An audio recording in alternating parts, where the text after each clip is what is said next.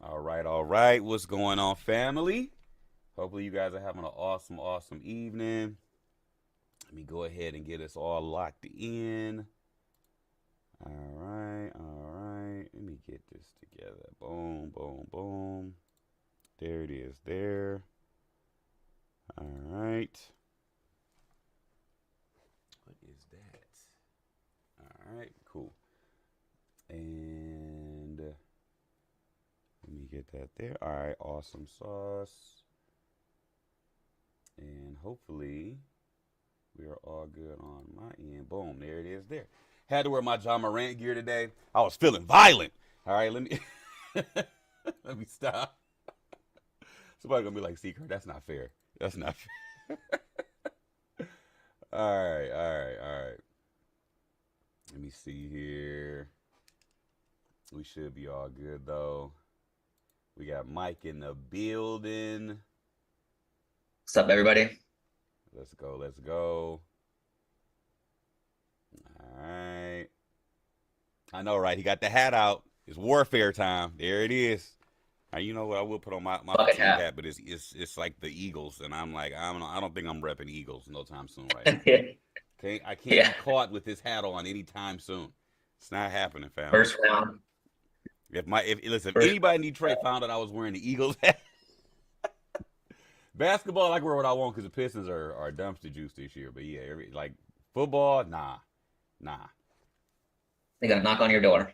bruh, literally, like they can feel you rooting for something else. There's like a ban on Matthew Stafford jerseys this weekend. Like nobody can wear a Stafford jersey to the Lions game. Like it's a whole thing. It's Oh, been put all over the city. Like do not wear a Stafford jersey to this game because we got to play the Rams this Sunday. It's a no they play go. Saturday or I think Saturday it might be Sunday. Saturday. It might be Saturday. There's some games on Saturday, which is interesting. No, I think it's Sunday. I think everybody's talking about Sunday, so it might be Sunday or Saturday. This weekend, nobody's wearing Stafford jerseys. Let's see here. Imagine losing to the first game of playoffs and the Eagles back in the Super Bowl, bruh. Don't even get me started. Like, I mean, I'm glad we're in the playoffs, but like, yeah, first round knockout would definitely be disheartening for sure. All right, let me go ahead and get us started. Now, I know everybody's big question is what's going on in the market. Why isn't Bitcoin at all time highs right now? All right, like everybody's wigging out. Kurt, you said ETF and all bets are off. Don't chart nothing. I'm like, listen, I know what I said, and I still hold to that. I think there's going to be a lot of emotion attached to this once it finally does start to take off. But right now, be chill, relax. Like we did see a nice spike up though, right? To start the day off, it was definitely a nice spike up. We got almost like we got 49K, right? So definitely nothing to toot your nose up at. Like it's looking good. Ethereum yesterday is still holding, right? We hit 2600 for Ethereum, so it's definitely looking good on that end. All right, Tether's at 99 cents, BNB at 300. We got Solana back at 100. We got XRP back at 60 cent. Right, so I know all the XRP heads are like, where's my dollar XRP? Like it's coming. Relax, it'll get there. All right, we got Cardano at 57 cents, still trailing behind. Let's see here for the top performance for the last day. I'm just gonna set that on the table right there and let y'all see what that's doing Yeah. right there. Woo. Exit one and exit two. I got to send out an alert. Bruh. ENS Two doing the was hit. fool. All right. Sui jumping out the gym. If only you guys would have known about this project before anybody else knew about it. If only there was somebody talking to you guys about these kind of projects and you had the opportunity to, have a healthy portfolio, right? It's just a little weird, Yep. right? ETH Classic jumping out the gym a little bit, right? I'm not a big fan of ETH Classic, but I like to see ETH Classic getting a little bit of love too. Nothing too wild. All right. So XRP been consolidating since 2020. XRP's had I'm some talking about it. breakouts. All right, don't do XRP like that, Willie. It's not that bad. All right, like I mean, listen, nobody was complaining when it hit 90 cent. Nobody was going crazy then. Nobody was, oh, XRP. It's not the thing. It's not. Everybody was excited. Nobody was complaining when it jumped up to 60 cent. All right, no, but nobody complained when XRP does. When XRP makes its moves, it's always worthwhile. All right. Nina seeing a nice jump as well. Flow getting some attention. I like that. And Tezos to your Bezos making some moves. Dot's been on an absolute tear since the ETF. I'm loving that. So definitely no complaints on that side. So I got to go to the second page, right? Because Mike's been on my head about this. I don't show the second page enough love. So I got to go over Yeah. the second page and show the second page a little bit of attention, right? So top performers for the last 24, right? Bitcoin Gold, Metis, 1inch, right? We got ETH Powell, right? We got Zcash, and we got IOTX, and we got Magic. I've been hearing some stuff about Magic. Kusama's looking good as well. Remember what I talked to you guys about? I said if you like Polkadot, do not miss out on what's going on with Kusama. All right, this project here could definitely give us a nice jump. I think the growth to risk ratio is really nice on Kusama in comparison to Polkadot. So I like Dot, but I think Kusama has that same kind of, you know, excitement attached to it as well because we already know how this works. Whenever Polkadot grows, Kusama grows kind of like in conjunction with that because it's this test network. We got Arweave, Moonbeam, Ravencoin. Ravencoin is a sleeper project. A lot of people don't pay attention to. Ravencoin has done so much when it comes to like helping government officials understand blockchain technology. Like Ravencoin has been doing a lot of lobbying in Washington to like help get the message out about blockchain and what they've been about. So I like Ravencoin in the sense that they're actually out there doing the work and talking to the money movers, right? When the laws get passed, you know, Congress pretty much is the defining, you know, last role before everything gets pushed through. And Ravencoin's been definitely Yeah. letting their voice be heard up there. So definitely giving Ravencoin a tip of the hat. They've been doing this for years. Like this isn't anything they just started. This has been going on for a good while with Ravencoin. So people don't really pay it a lot of attention. So yeah, right. And you know we got Loopring. Right, nobody's forgetting about Loopring. So for the most part, projects are looking really pretty good today. We don't have anything absolutely crazy happening for the most part, but it is some healthy growth going on. Let's go ahead and take a look at OBTC. Now you guys can see on Coinbase we spiked up into the 49s. Let me go down to a lower time frame just so y'all can see. All right, so you can see up in here we spiked up into the 49s. We wicked off of the $49,000 area, right? Real close to 50. I know. Everybody's all upset because it's not busting out of every level and just breaking out and running. The biggest thing is a lot of these big entities right now that just got their ETFs approved, they're not allowing trading on some of these already. Like some of these are already saying like, hey, you know, we don't offer this just yet. You gotta wait. We're still doing this. We're still doing that. Like what I think they're doing is they're accumulating all the orders from the big players, like their big clients, and they're gonna let those flow first, and then they're gonna start. Because I don't think a lot of these places got enough Bitcoin on hand. Personally, I'm just gonna be 100% honest with you guys. I don't think they got enough BTC. And in the beginning, we saw around what is it? Around like 500. I think it was like 500 million came running in the first few hours of trading, like when the markets opened up, and now we're seeing a little bit of a pullback. So 500 million isn't anything to snoot your nose up at, like as this thing launched. But at the same time, 500 million is a lot of BTC. All right, like we're not gonna act like that's just not a lot of Bitcoin. So I don't know if they got enough of it to push it all around. I do believe there's going to be a scenario where there's going to be some selling taking place, where there's going to be a nice, I don't want to say manipulation happening, but there will be a situation where we're going to see a sell off, right? And I think inside of that sell off, everybody who's getting in now may end up being trapped because I don't think this is all the big exchanges. And I want to be the big entities that's coming in, like the institutional players. I know this is a lot of front running happening as well on retail's part. But when you think about these big exchanges or these big companies coming in now on these ETF sides, I don't know if they're going to, because the thing is they're not buying it the day people are coming in. Like right now, you don't see a bunch of companies going to buy BTC. All right. The way this works is they're going to be accumulating over the days, weeks, and months. Okay. So this isn't just okay, we got to go grab it the day that they want it all. Like it doesn't work that way. They're not going to come in and day one buy all the Bitcoin and then give it to the clients. There's going to be an accumulation of Bitcoin being purchased throughout the weeks, days, and months, right? So we know as the halving gets closer, that'll put more pressure on the price. We know they're going to put more pressure on the price with them having to buy and have it on hand and having the underlying asset under management. And we also know that when rates get cut by Jerome, that's going to put a whole nother situation in play where assets are going to just boom because now the dollar's going to take a hit even more so as we go over and look at the dollar index really quickly.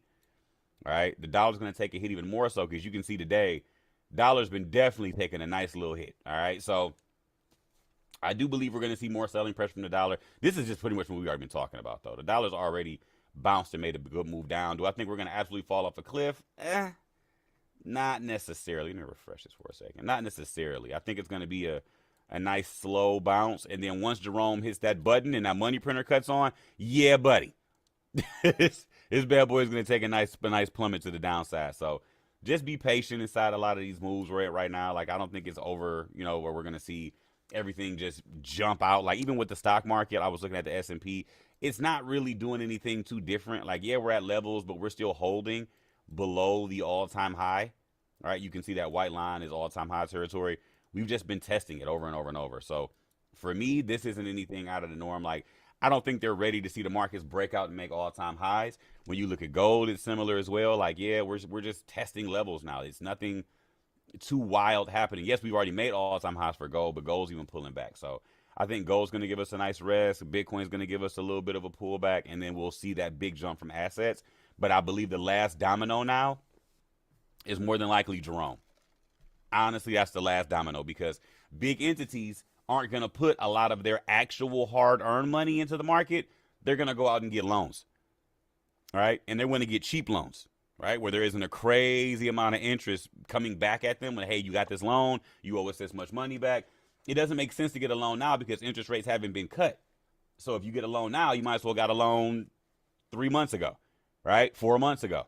All right. Yeah, it's the first quarter of the year and all that good jazz, but I'm just saying, family, like, it's not going to be a overnight thing, but this just puts way more power into the bull run when it does start to move.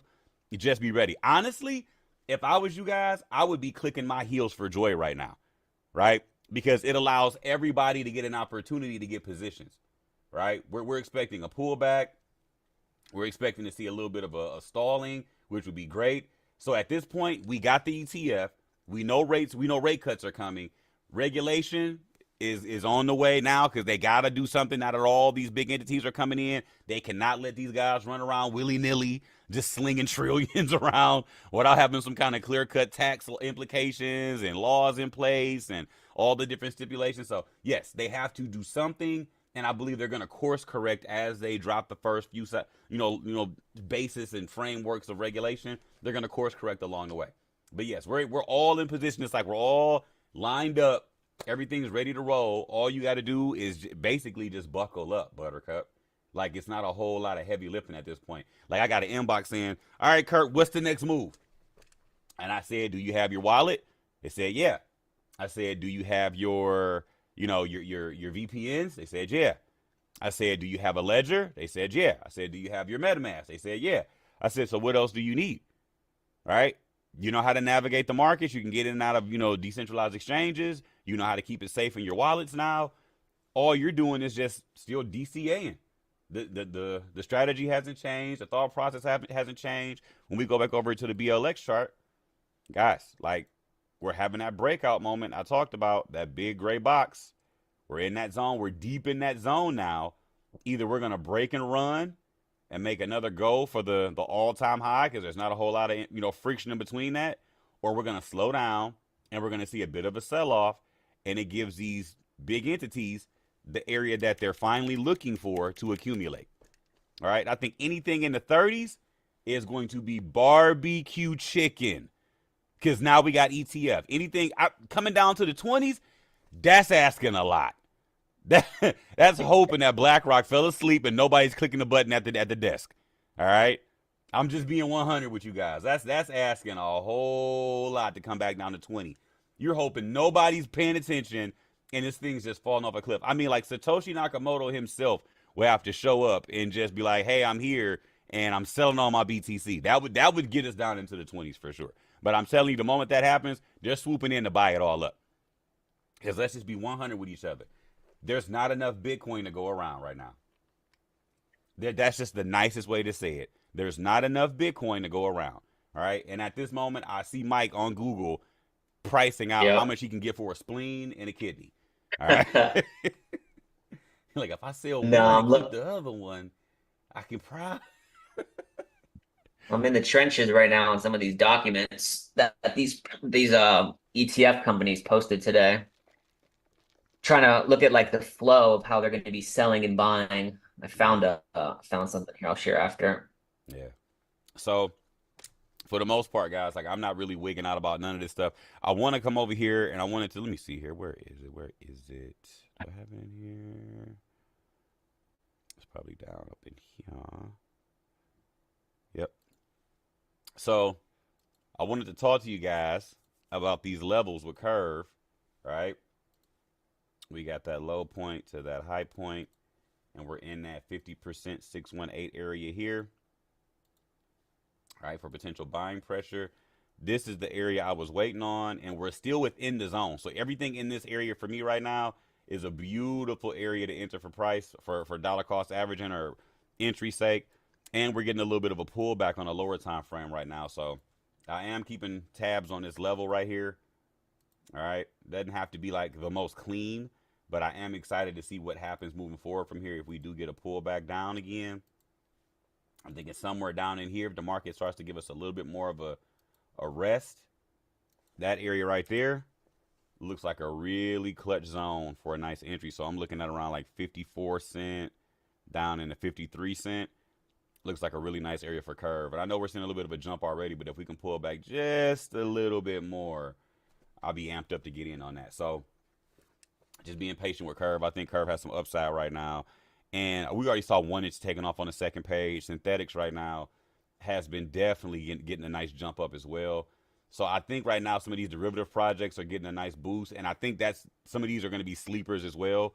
When you think about who's coming into the space now, derivatives projects are going to be a big deal, y'all. Because the thing is, they're here now. There isn't any more, oh man, I would love to do this and I would love to do that. They're actually here now. So now the rumors that I'm hearing are like XRP is going to get a potential ETF soon. Ethereum's going to get an ETF soon, right? Like they're going to offer a bunch of these different projects as ETFs. And I'm like, that just means they got to buy them up. So I'm like, at this point, and I'm going to ask you guys, which one of the lists you think carries the most validity now? And maybe you'll understand why we talk about these lists the way we talk about them. Yeah. The main cap list seems a little more exciting now, don't it? Yeah, everybody with your low caps. Y'all be so addicted to the super risky stuff. We've been trying to tell you guys, like, listen, this is bigger than just a couple of dollars. Like, you want to start getting into projects, is the meme caps. I wish I would make a list called meme caps. Like, you be the end of every list after that. But no, guys, like, this is the stuff that's exciting me, because now when you guys are getting involved in building out those portfolios, you really start to think about these in a different light. Like, don't just get excited about the risky stuff. Like, think about it in the sense of, okay, this is something I'm building. This is something I'm putting a lot of effort into. This is something that I'm looking forward to seeing, myself being able to pass down eventually, right? Something that'll actually yield some income passively, potentially, right?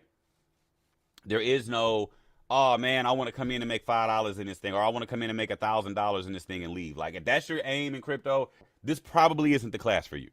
All right, because you're gonna make more than that. All right, like you really gotta be mindful of what you're asking for. Like when you're manifesting stuff, don't manifest small. All right, if Les Brown didn't tell you nothing, right, shoot for the stars so you can land on a cloud. Like, don't come in here limiting yourself, right? Because it takes just as much power to manifest something small as it does manifest something big.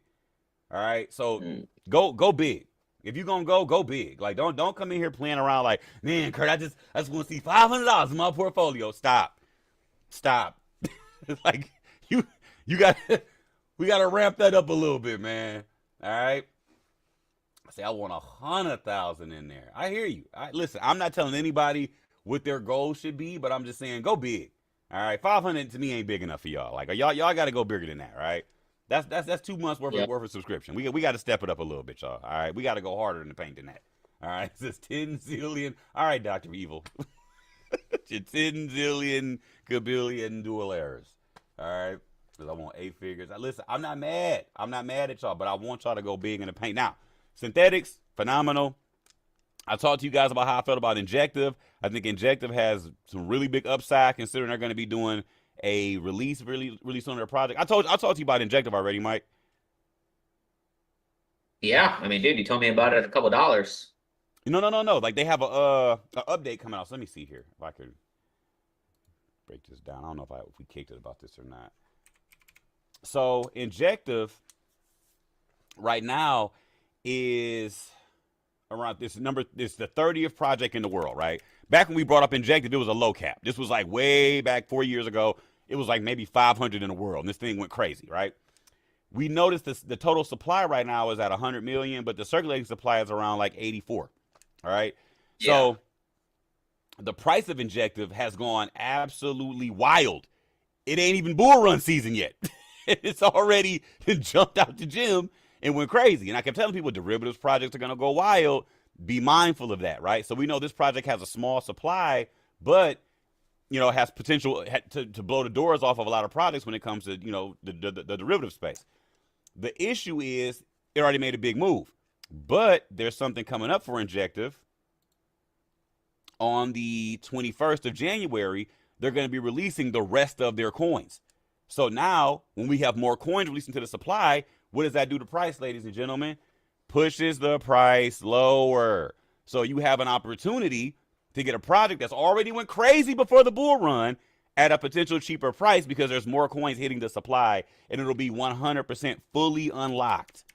All right, all 100 million will be in circulation. So that gives you the opportunity to come in, get it cheaper, and now you have an opportunity to grow your portfolio from a standpoint that makes sense, right? So we know these derivatives projects have great upside. If you don't know why I keep screaming about derivatives, this website here, venture capital, visual capitalist, should I say, right here shows you all the money supply in the world. Derivatives on the low end is 558 trillion. On the high end, we're talking about 1 quadrillion. If a sliver of that lands inside of the crypto space and some of the top projects like Synthetics and Injective even see a slight amount of that, an itty bitty tiny amount, in my Cat Williams voice, all right, of that, some of y'all are going to be making all kind of smiling faces looking like the Joker all the way to the bank, all right? So I want to make sure y'all can put on y'all Heath Ledger makeup when this stuff is all said and done and just be super excited about the fact that you got a chance to get involved with these things way before anybody else knew about them. Because the thing is, as much time as you spent in the cryptocurrency space, as much time as you've learned and or put in and devoted to just mastering this information and making it just commonplace for you, these big institutions haven't done that yet. All right? It's going to take them some time to catch up to where you are knowledge-wise. All right? Don't get me wrong. Yes, they're excited too. They're going to come in. Wall Street's going to come in and try to make a move. And there was a statement said that I think made a lot of sense. Like, Wall Street and the internet haven't had the best relationship. Okay? And for the first time, this is a moment in history where Wall Street and the internet have had this battle, this staring contest, and Wall Street finally blinked. Right? Like, they're finally allowing this asset that's basically internet money into their world. And they're finally seeing the value inside of it. And it's like, okay, all right, so we're getting somewhere. We're making progress, but it takes them time, just like it took us time, right? So you got to be patient here. I know everybody's amped up because, oh, we got the ETF, it's game time. Like, they're not there yet. They haven't fully gotten into this space, and they understand what's happening. All right, so I really want you guys to understand, like, this is not going to be a, oh my gosh, everything's in ink and stamped and, all of that stuff. There are still plenty of people that are not excited about this in the financial space. Yeah. All right. There are tons of big hedge funds and managers that are like, we are not excited because they don't know anything about it. So for them, it's annoying. It's frustrating because I want to be very clear. People that run those big institutions, are they younger or are they older? All right. Okay. So if they're older, to them, what's the safest store of value to them? There you go. There you go. Gold, cash, gold. Like, they've grown up. Their entire lives, they've grown up thinking one asset was the one to rule them all. And here comes Bitcoin, and it's like, oh, humbug, right? They don't even want to learn about it. They feel like the same way when the internet first dropped and they had to learn about emails, it burned them up on the inside. They couldn't stand it, all right? My mom still has problems with emails every now and then, all right? So you think about how this Bitcoin thing's popping up, and you got Satoshis, and you got blockchain, and you got Web3, and you got NFTs, and you got DeFi, and you got all these things going on there. Like, I don't like it. I don't like it. Right? They're not gonna fall in love with this thing overnight. They're gonna hire people in, and it's gonna take them time to warm up to it. Right? They got, like, I'm telling you right now, there's probably board meetings going on from the time the door opened up to the time they close today and tomorrow about how they're gonna attack this thing. I'm telling you now. And the thing is, there's going to be hundreds more ETFs filed now. That's the part we're not talking about. There's going to be hundreds more ETFs filed. And they're going to get approved. And there's only going to be a few at the top that are going to really dominate. All right?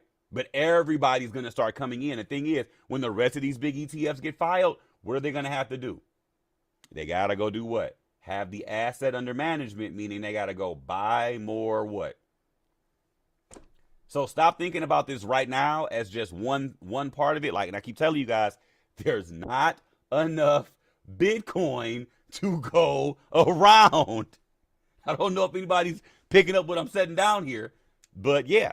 And as Mike puts the LA right into the camera, so y'all know he means business. All right.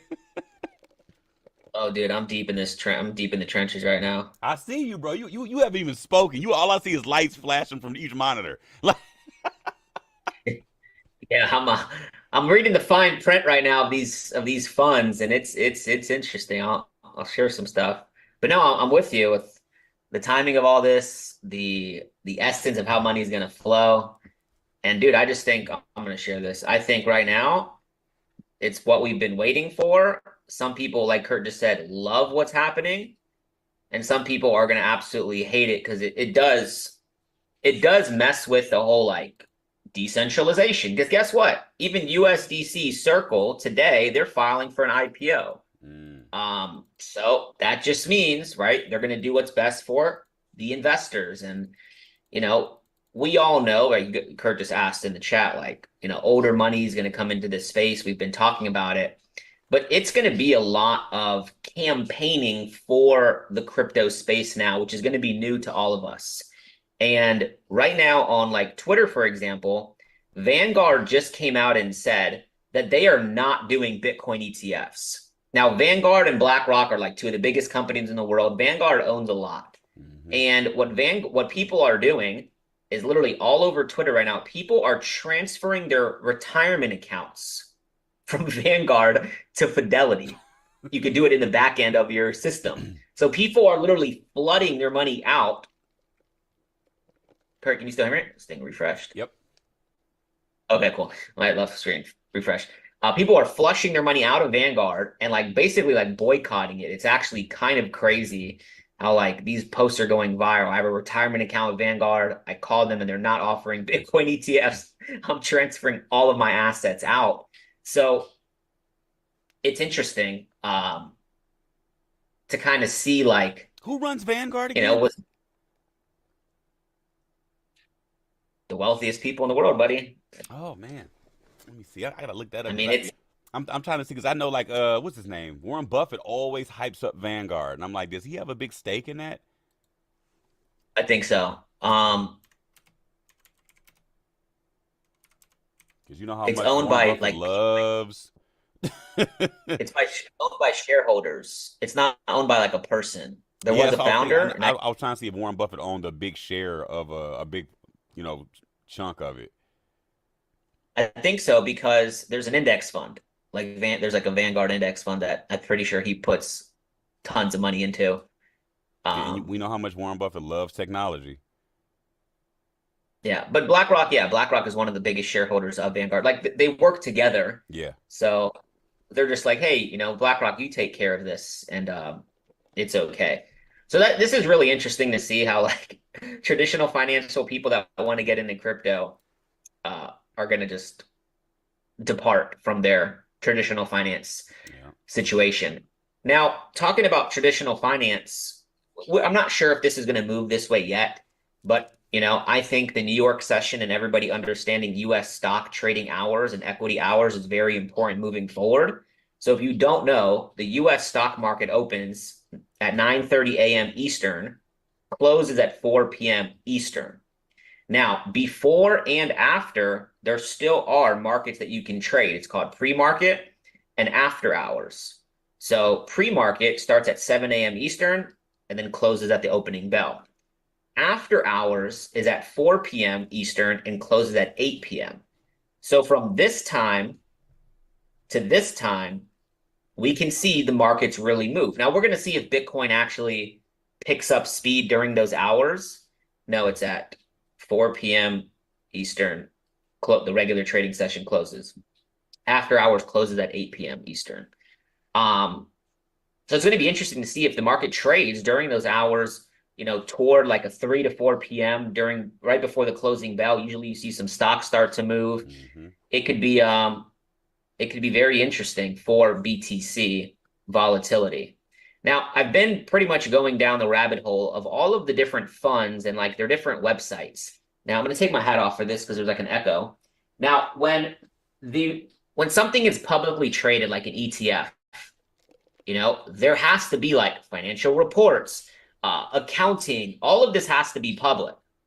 So it's a good thing and a bad thing, right? But we're going to know what these funds are making. We're going to know their fees. We're going to know all of those things. So take a look at this video that ARK Investments just put out here.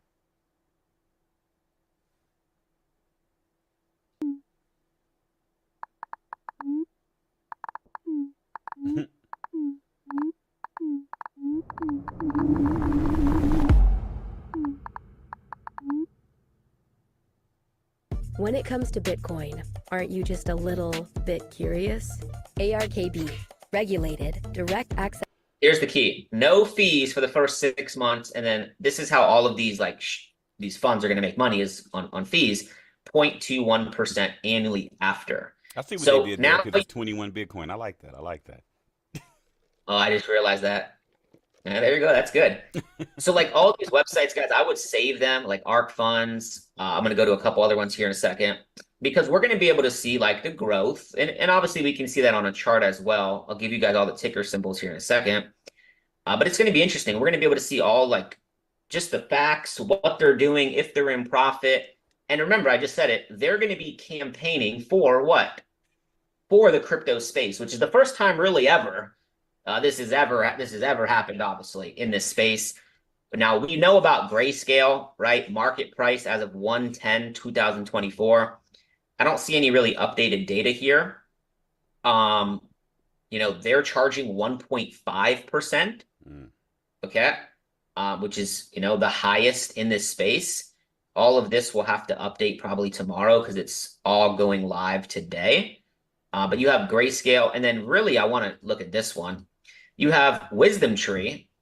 Literally, it's ridiculous that, we can't do this because of regulation, but they can literally have a video here and how to buy BTCW, all the different brokers that you can buy this at.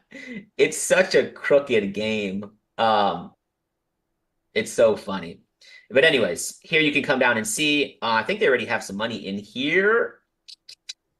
You can see the shares, total assets. I don't know if I think they have more than $2,000. You can see their share price. A lot of this data hasn't updated. It hasn't even been a full trading day. But then I went into this, and this is what's very interesting into their like white paper, basically. So I just want to read a couple important things here. Okay. Second paragraph.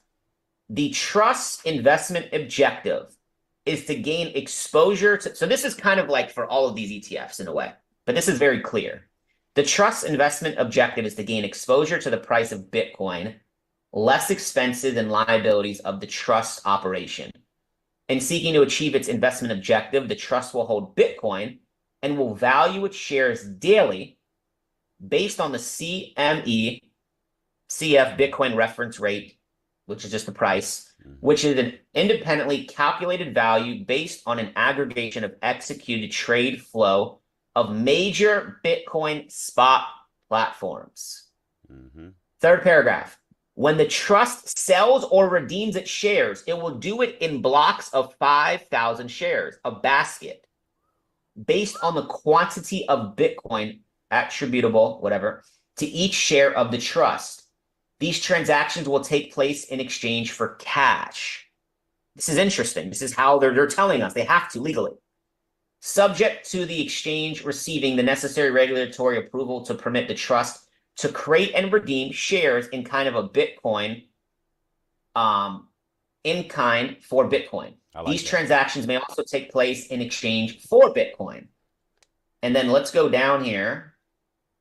Last sentence, shares initially compromising the same basket but offered by the authorized participants to the public at different times may have different offering prices, which depend on various factors, including the supply and demand for the shares, the value of the trust assets, and market conditions. So they're just saying about volatility. And then the last thing here is this paragraph here, the fifth paragraph. The trust will create shares by receiving Bitcoin from a third party that is not the authorized participant in the trust. Not the authorized participant is responsible for selecting the third party to deliver Bitcoin. Further, the third party will not be acting as an agent of authorized participant with respect to the delivery of the Bitcoin to the trust or acting at the direction of the authorized participant. The trust will redeem shares by delivering Bitcoin to a third party that is not the authorized participant and the trust. The AP is responsible for selecting the third party to receive Bitcoin. Further, the third party will not be acting as an agent participant with respect to the receipt of the Bitcoin from the trust or acting at the direction of the AP with respect to the receipt of the Bitcoin. So they're literally lining out how this is going to go. And they even give an example here of $50,000 of shares of $50 and kind of how this money is going to flow. So we know that these are things we've never seen. We know that because we talked about APs the other day. The AP is going to be Coinbase, and I like the way they worded that as well, because that was part of the biggest issue they were having in Congress is where you read where it says in kind, the in kind transactions. That wording was very important when they were going to talk to Congress about getting all this stuff done and getting all this stuff like lined up, because they were trying to do it like the government wanted them to do all of their transactions in cash. Yeah. And they were like, no, we have to do it in kind. It needs to be Bitcoin to Bitcoin or cash to Bitcoin or Bitcoin to cash. Or we need to be able to have it where Bitcoin and Bitcoin is okay. It can't just be cash, Bitcoin, Bitcoin, cash. Like, it has to be Bitcoin to Bitcoin. And the government kept fighting them on it over and over and over. Like, nope. That's going to put too many things at risk. People can just stay in Bitcoin and never come back to cash. And we're not okay with that. And they were like, listen, if it's not this, then we don't even want to talk. And they finally came to an agreement and got it done. But that wording was really important. And I also keep noticing how he keeps saying at the bottom that it's not the authorized participant. And like I said, we talked about what the authorized participant was. Why I showed you guys that Coinbase chart of everybody using Coinbase as an authorized participant. So there's going to be a third party that's not a part of the trust, that's not going to be Coinbase, that's going to be in the mix of all of this. And that, for me, is the scariest part. Yeah. They need to announce who that's going to be. Man. Because, Tasha said it, they want to secure the dollar, right? Because, imagine, all this money is sitting in cash and doesn't go back to Bitcoin. I mean, they could crash this thing. So, and I get the government's reason for wanting it not to be, in kind transactions, but I'm like, it goes to show how much they don't know about crypto yet. Yeah, it's interesting. And then I think we have something here. Okay, so then this is a lot of Bitcoin talk. The next conversation is when ETH. And we already have some final SEC deadlines for ETH. Right after the halving, going into May, the first one is going to be for Van Eck, May 23rd of this year. Okay, so you can see all the applicants already. I mean, it's the same people, right? Grayscale can just convert. Coinbase is listed as a lot of their custodian. It's funny that Fidelity's like, we got it. We're going to hold our own. We're going to hold our own crypto. So we're going to see what happens. And really the last few things I want to share is this. And this is a question, and this is a really good point I think everybody should understand, is this question here. When did U.S. pension plans start being allocated to the stock market? Okay, this is important for crypto because this money can flow into these ETFs. During the 1980s and 90s, pension plans significantly increased their reliance on stocks, also known as equities. And during the past decade, funds have increasingly turned to alternative investments such as private equity, hedge funds, real estate, commodities. Now let's scroll down here real quick. When did pensions start? Now, not every country may have this. So if your country doesn't have a pension plan, it's basically like a retirement account. And you could actually work a certain amount of years, retire, and then get paid like guaranteed income. Like, my parents, they're retired from their workforce or whatever. They have pensions and stuff. Thank God my dad trades because, yeah. Anyway, so let's go down here. Started in 1875. The American Express Company. I wonder if that's the same credit card company. I want to look into that. And how the stock market affects pension savings. If you have a defined contribution pension, most pension savers do, then your monthly contributions are paid into a fund that invests into the stock market. Does everybody understand this? People are working their whole life at a job in America. If they have a pension plan, a little bit of that money that they get paid in those pension plans goes into these funds that are invested with financial advisors into what? The stock market. That is why when you look at this chart, S&P 500, right, it just historically goes up. That's not the only reason why. Of course, more money is being printed, supply and demand, external factors, but it helps. So think of these ETFs. Now, these ETFs have the ability to get exposure from all of these pension plans in America and then maybe overseas as well. Something to really think about. Now, here, if you want to take a screenshot, these are all the Bitcoin ETF tickers that you need to know, that you need to have. All of them here. There's actually one that's titled DeFi. They got approved here. Hashdex, smart people. And you can see here, if we go to let's just go to the 15-minute. This is the BlackRock one, IBIT. And you can see open, and this is in million. This is in millions, this number. So this is $27 million in their fund. And we'll take a look at these charts, right? In the future, these will stop moving at close. So in 1 hour and 9 minutes, you guys can see the daily candle closes for this stock in 1 hour. And then you'll see in after hours. So if you're looking at this chart, there's going to be like a little dotted line. It's going to look like this. And in the stock market, when the market closes, you'll see like a little dotted line. It'll be something like probably like red, I think. And then it'll say like post-market or after hours or whatever it says. These ticker symbols are all of the ETFs that were approved today that started trading today. I'll zoom in for you. Okay, take a screenshot real quick, and then you can add them to your trading view. Take a look at ARKB real quick. Okay, I'm going to zoom back out. So ARKB, which is 21 shares, Cathie Wood's company, and she's the one that believes that these pension plans, she said, quote unquote, we are talking to state pension funds and state treasurers about investing into Bitcoin ETFs. That's wild. That's wild. Another report just came out right now. Somebody just messaged me. Bank of America owned Merrill Lynch, and they joined Vanguard in denying customers access to spot Bitcoin ETFs. If you're in the U.S., you know what Bank of America is. Yeah. They're not for America. If you didn't realize that. There's a whole story behind that, man. I'm not about to even get into it. Yeah. Yeah. What should we use these tickers for? This is just I would just have this. We'll show you how to do some analysis with it. It's not really the biggest deal. We still will always look at this chart overall.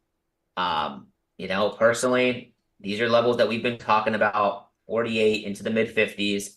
There's still no reason to short here. So this market can easily hold this level here and continue into the 50s, which is where I think we will end up. I'd like to see this box get hit, and then we'll see what type of retracement we get. Right now, there's still not enough money in the ETFs, but as more money goes in, just please be aware, it will be easier for manipulation to happen in this market. But the chart shows us. That's why we don't worry about the external things. The chart is what we focus on. Okay, the manipulation is something that has been here from the beginning of time. It happened in stocks, commodities, every market. Okay. And then, yeah, last but not least, exchange ideas. Illuvium is in the zone. ENS just hit exit 2. I think Compound just is leaving the exit right now. Go through the exchange ideas. Tread lightly with the exchange ideas, because if this market does pull back, we will see a retracement on all of these, altcoins.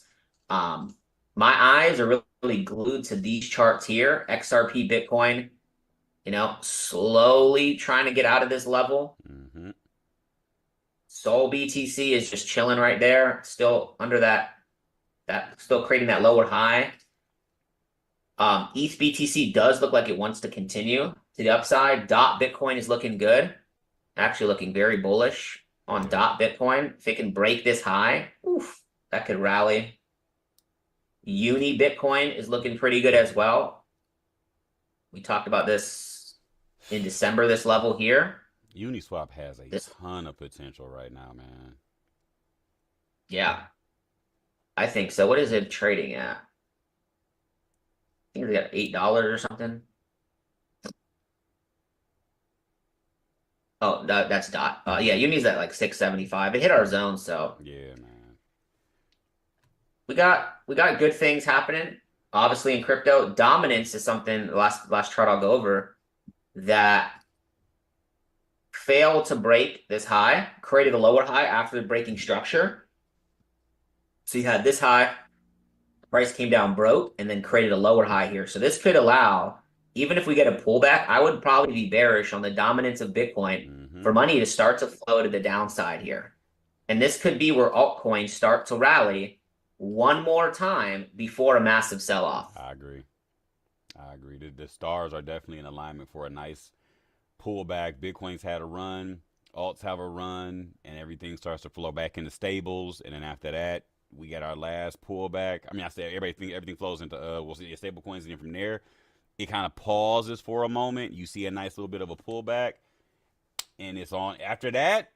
Like I think everybody right now is like on that starting line, waiting to run, and we're all waiting for that next major pullback to just go absolutely ape, no pun intended, and then just really take off from there. Because I think at this point we've seen everything we need to see. We've gotten all the things in a row. Like, I mean, don't get me wrong. Like we kind of figured the 10th would be the day for the ETF, and now that it's done, it's like, okay, everybody's kind of like just standing around on the battlefield. Like, okay, so who do we beat up now? Right? like we're all just looking around. Like, so what's the move? Who do we punch? Right? So it's like, be patient, keep that same energy, just stay in the areas we need to be in, keep the right mindset, stay focused, don't get all caught up in trying to make yourself busy. Just be patient right now. Things are gonna align, let the market play out. Because right now, it's not so much that we're kind of like, wanting more action. These other entities that are coming in, they don't know what to expect either, right? They're all coming in like, so what's happening? I'm like, yeah, it's the normal cycle. We're expecting a little bit of a pullback. ETF is great, right? Coinbase right now. What is the price of Coinbase doing? Because I was interested in seeing, like, if Coinbase continues to run, that would be interesting. But if we pull back, that makes perfect sense then. Yeah. I like a big sell-off here on Coinbase. Yeah, that makes perfect sense. I would love to see 110, 100 again. And the thing is, with Coinbase dropping, that kind of just fits the narrative so much more, because people are going to take funds out of, because you can't have both. You can't have the asset on blockchain and the asset under management with, these other entities. So some people that just wanted exposure through Coinbase, they're going directly over. Same thing with MicroStrategy. They're leaving MicroStrategy to go over into these other assets, right? That are strictly, Bitcoin, right? Because you think about Coinbase is a ton of projects in one place.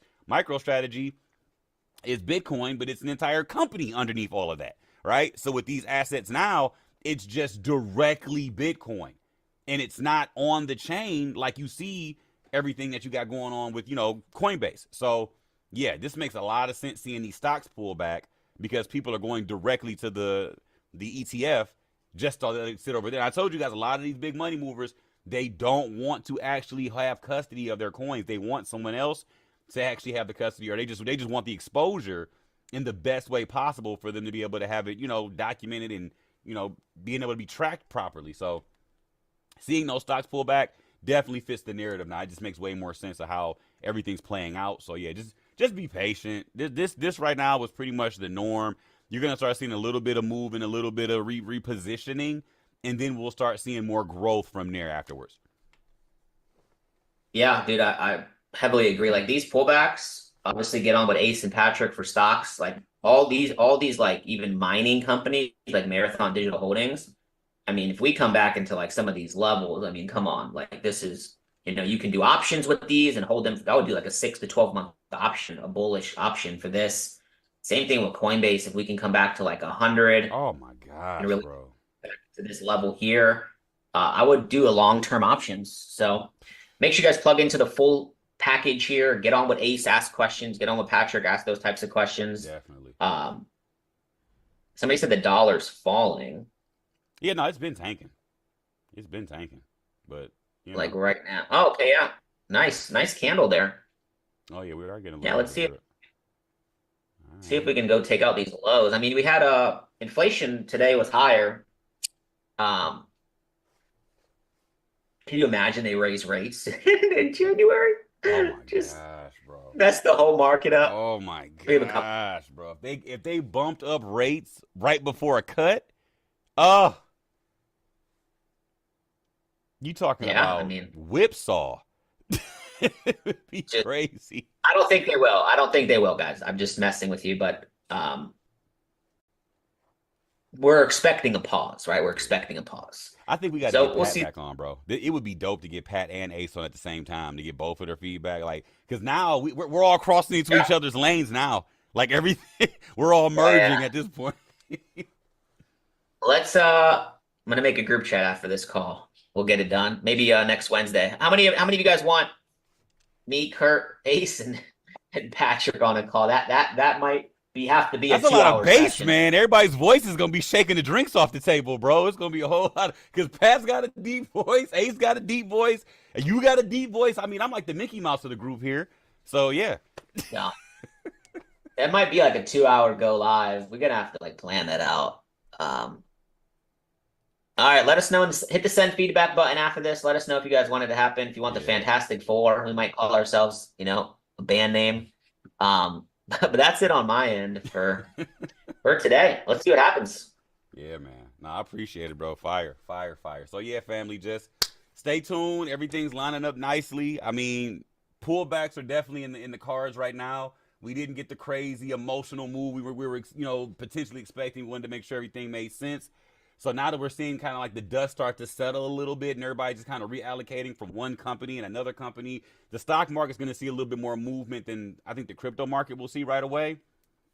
But eventually, once we start seeing all those different, allocations being moved around from MicroStrategy and Coinbase and these other companies into these ETFs, I think we're going to start seeing a little bit more happen on the blockchain side because that's how it goes. Like everybody's going to start getting settled in. And then we'll start seeing these big companies just start to accumulate more and more and more and more. And like Mike just showed you guys, like they're not going to be coming in showing any kind of holdings or any kind of moves until it reaches like 5,000 orders up or down. Like that's crazy amounts of movement right there. So yeah, like that's a big swath of Bitcoin being moved around. We're here for it long term. Kurt, appreciate you, bro. We'll see you guys on live analysis tomorrow. I'm back on Monday, 3 p.m. Me and Kurt back on Wednesday. Yes, sir. And make sure you guys are plugged into all the educators on this package. It's going to be a crazy 2024. See ya. Let's get it. I'm here for it. All right, family. Appreciate you guys as always, man. These calls are always lit. Just having some fun with you guys, vibing out, the nerd out with Kurt and Mike hour. All right, family. So that being said, you guys have an awesome weekend. I'll be back on with you guys on Monday. We got 2 classes on Monday.